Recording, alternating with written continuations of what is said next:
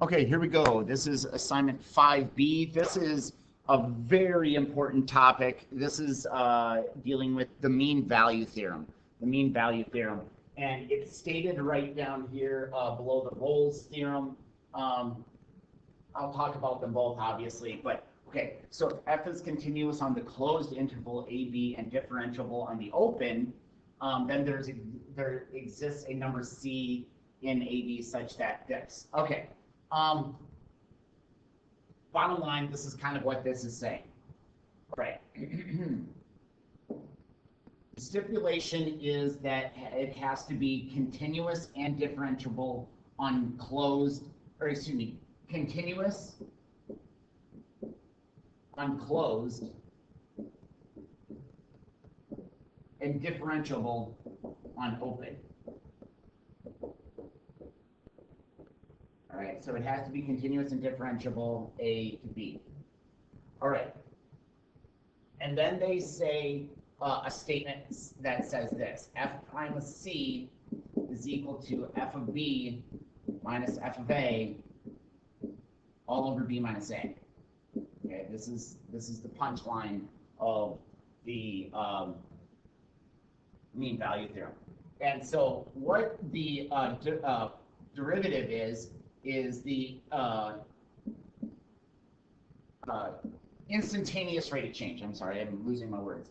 Instantaneous rate of change.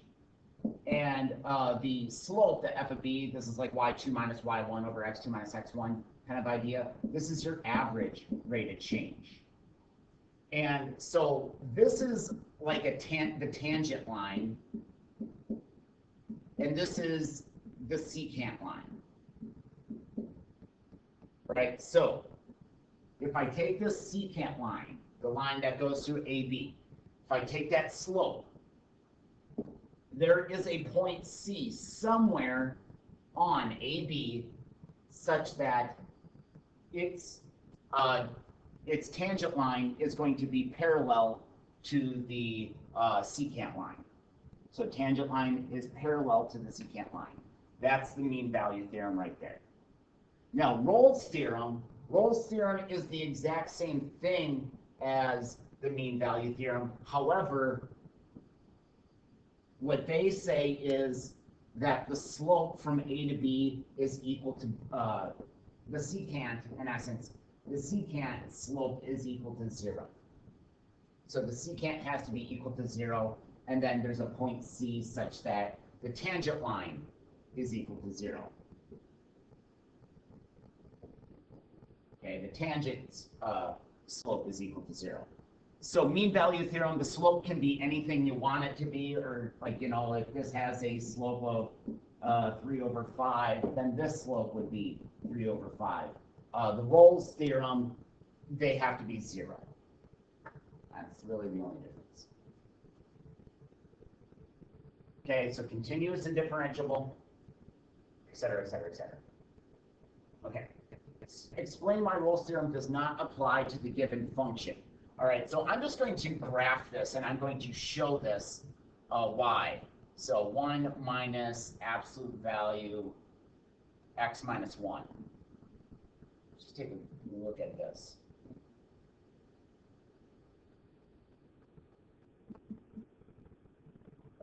One minus absolute value x minus 1. All right. So here's why. If I take a look at this picture, this I think occurs at 1, 1, something like that. And if I am looking from the span of 0 to 2, the stipulations still have to hold true.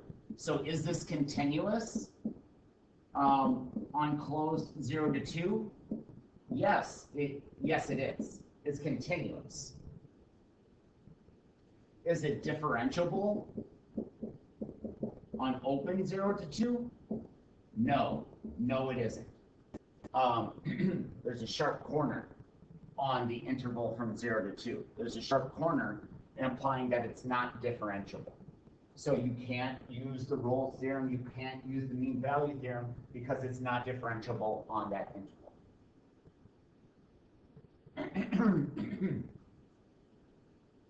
All right, find the two x-intercepts of the function and show that f prime is equal to 0 at some point in between the two. So this is Rolle's theorem.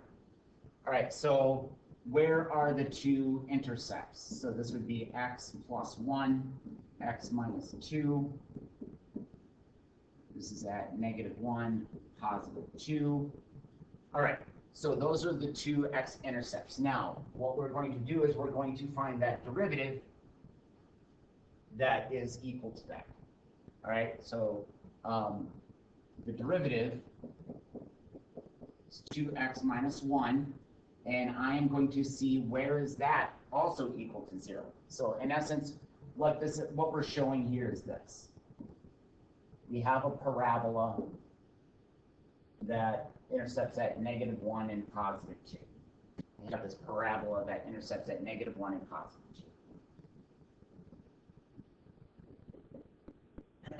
So notice what the slope in between those would be.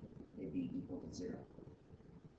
So what we're going to be doing is we're going to be finding a tangent line in between that shares the same slope. This is the idea of the Rolle's theorem.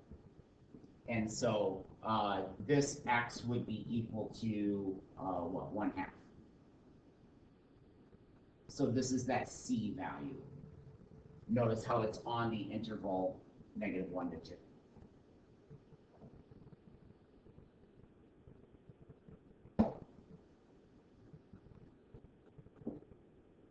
All right, so again, we kick this off. Where is this equal to 0? And that would be at 0 and -4. 0 and -4 is the points. So the derivative of this is x, so that's x plus 4, 1/2, plus x alone. This would be 1/2. X plus 4, -1/2, 1. So this is x plus 4, 1/2, plus x, 2x plus 4, -1/2. So I'm going to multiply by 2 squared root x plus 4, so that's going to be 2x plus 8 plus x all over 2 x plus 4, 1/2.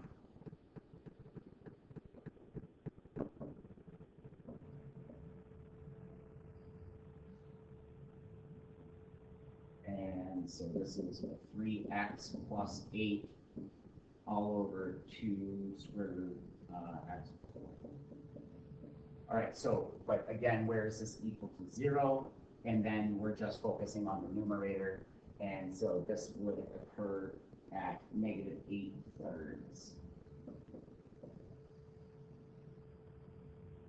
So -8/3 is on the world of 0 to -4.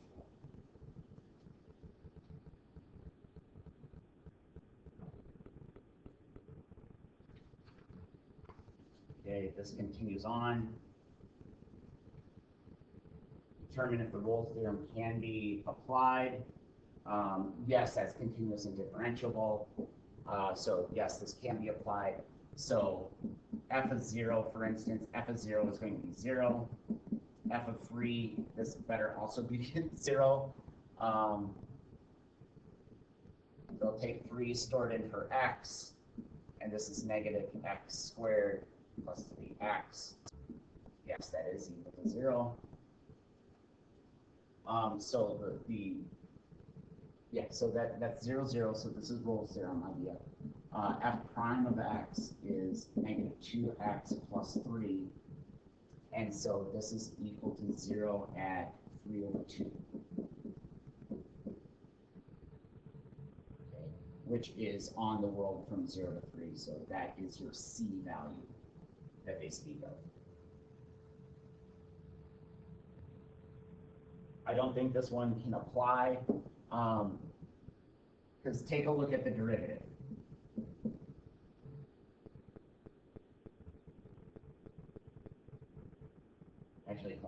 give me 7 seconds.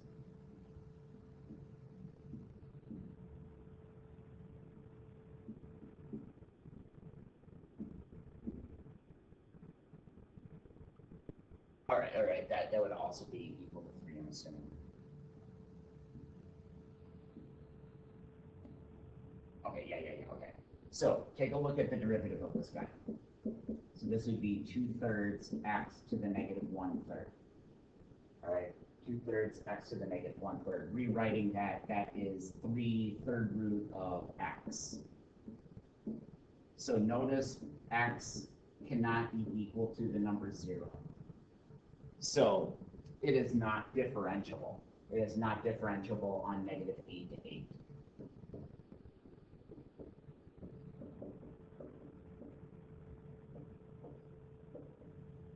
Which is one of the key rules that you have to have. Again, before you're able to use either one of these, it has to be continuous and differential. This one is not differential on -8 to 8.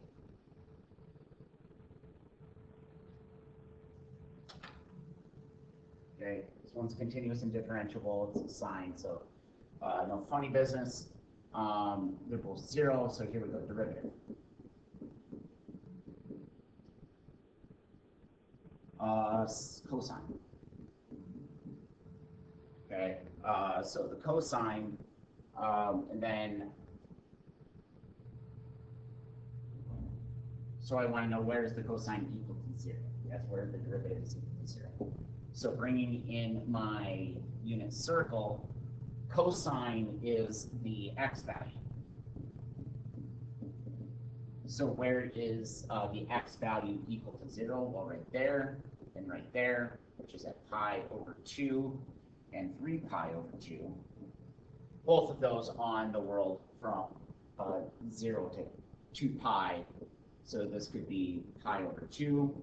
It could also be 3 pi over 2. Those are those c values.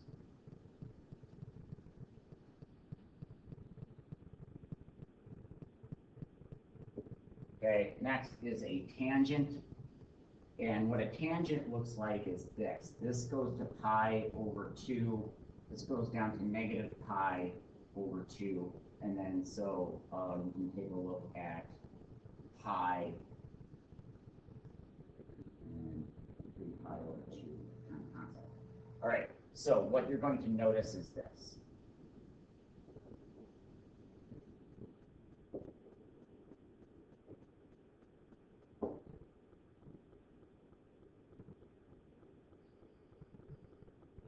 Going to look something like that. And so notice what this is not. This is not continuous on 0 to pi. So it has to be continuous from 0 to pi. But notice that there's a big ass vertical asymptote right there. It's not continuous.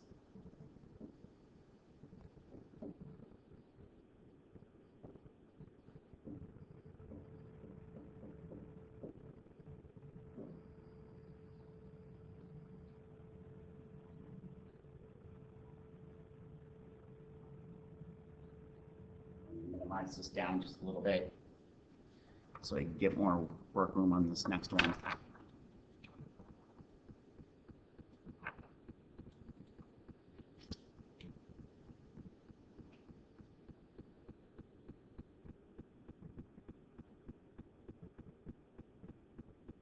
Okay. I'm just going to show that if I do put in a 0 and a 2, the slope would be equal to 0. So f of 0, for instance, and f of 2. So if these things are equal to each other, that would imply that f2 minus f is 0 over 2 minus 0. If these two things are the same thing, that would imply that the slope is equal to 0, if they're the same number. Okay. And thus, you can use the Rolle's theorem. So again, this is kind of a step that I was kind of like going over real quickly. I was just assuming in a lot of the other problems, but I'm just going to show it here just once. All right, so this is equal to 0. So if f of 2 is also equal to 0, then we're in business. Okay, So yes, so our slope is equal to 0, thus our instantaneous rate of change would also have to be equal to 0 at some point. All right, derivative. The derivative of the first is 2x minus 2 e to the x plus, leave the first part alone, and then derivative of e to the x is e to the x. All right.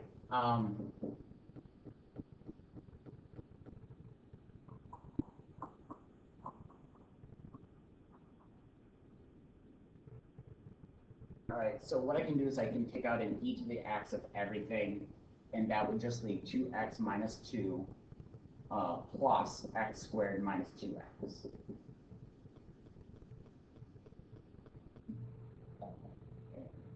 So e to the x, and this is what x squared minus 2x goes away, minus 2.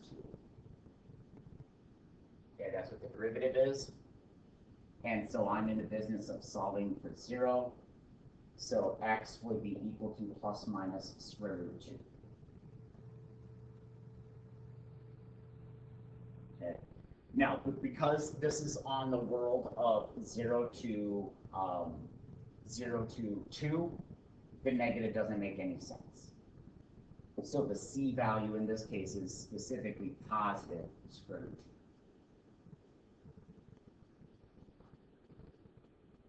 And you're never going to get a 0 coming off of this. So, for instance, an e to the x looks like this. You're never getting that equal to 0.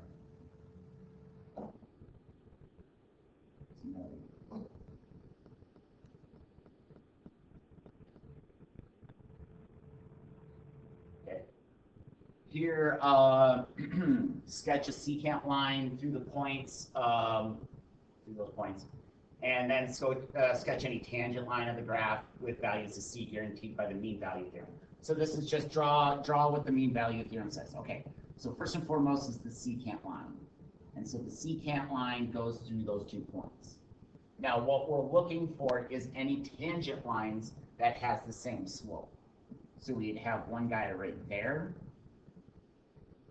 and we'd also have one right there. So it has to be in between. Don't look outside. So you're looking for, so that's a C value, I'll call it C1, and that's a C value, I'll call it C2.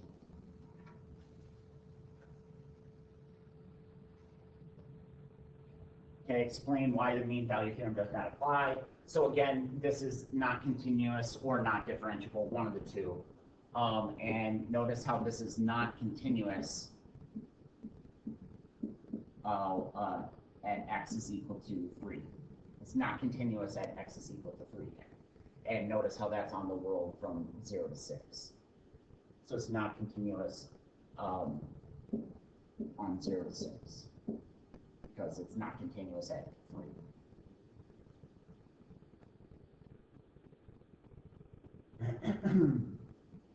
All right. So this one is consider the graph. Find the equation of the secant line. So just find the secant line through the points. So on the slope, y2 minus y1 over x2 minus x1. So this is negative 3 over 3. This is negative 1. Okay, so we have a slope.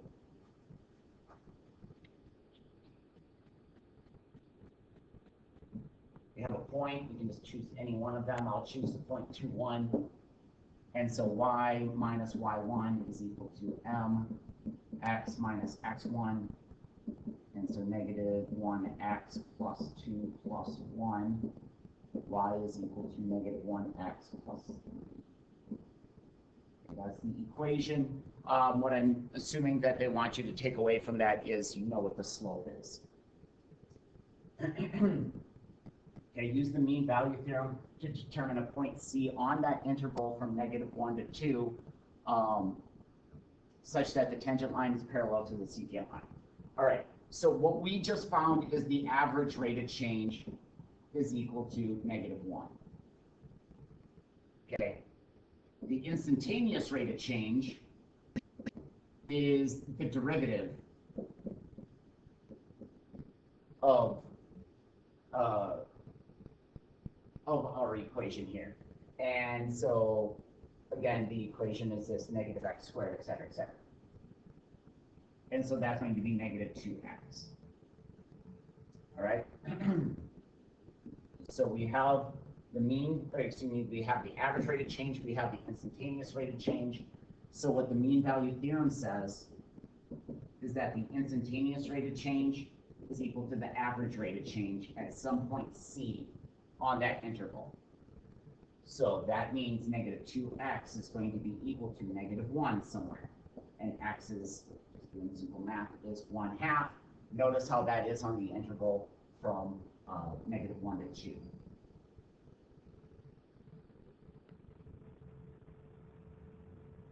Okay. Find the equation of, excuse me, the tangent line. All right. So I know what the x value is of this tangent line. I know what the x value is, and I know what the slope is. So I need to know what is the y value. What is the y value at 1/2? And so I take my calculator, put 1/2 into my value, and I plug it into my f of x, which is negative x squared plus 5.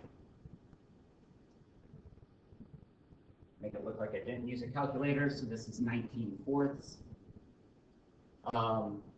Again, the derivative should be equal to negative 1, and so the derivative is negative 2x, so negative 2x is negative 1. So I have a point, I have a slope, so let's write the equation of this tangent line. So y minus y1, so that'd be plus 1, is equal to m, which is, oh, I got that wrong, sorry. Y minus y1, which is 19/4, is equal to m, x minus x1, which is 1/2. So this is negative 1x plus 1/2, but I want this to have a denominator of 4 because I'm bringing over 19/4. So plus 1/2 is the same thing as saying 2/4. Now I can add the 19/4 with ease. So y is going to be equal to negative 1x plus 21/4.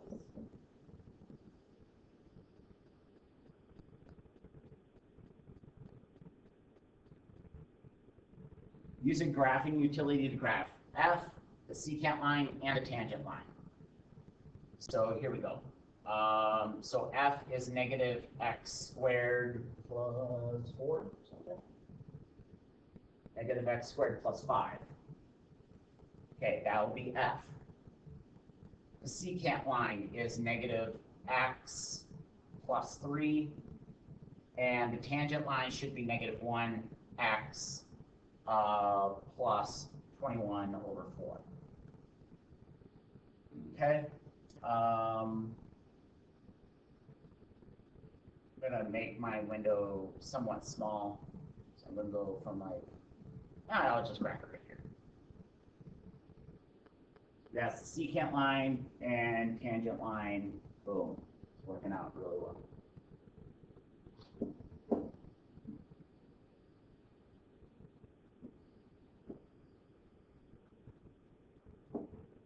Negative 1, positive 3, I think it was. And then our tangent line is at 1/2.